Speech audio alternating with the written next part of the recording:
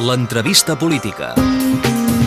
Discutiblement és molt més car i el que es va arribar a dir és tan fals que m'agrada que m'ho digui. Doncs hauran de posar els números sobre la taula, perquè ahir el regidor del Partit Popular insistia en que ell havia parlat amb empreses de manteniments de piscines i que el que s'ha fet és llançar els diners. No és veritat, no és veritat. Clar, és a dir, el fet que la companyia d'aigües gestioni la piscina,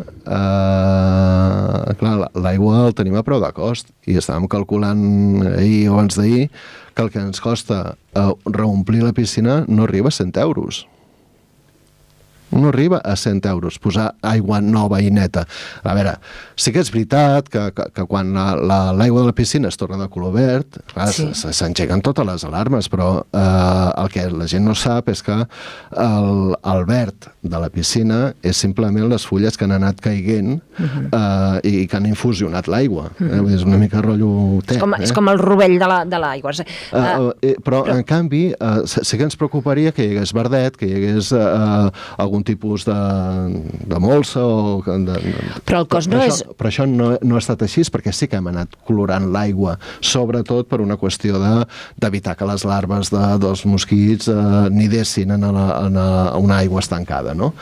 I evidentment s'han fet tots els manteniments correctíssims de com s'ha de fer la correcció de la piscina durant l'hivern, en absolut. I també ens interessava tenir l'aigua, buidar-la abans d'obrir-la, per poder fer una revisió de com està el terra, com estan les parets, si hi ha algun defecte que després de tot un any de tenir els vasos em sembla que són 600 metres cúbics d'aigua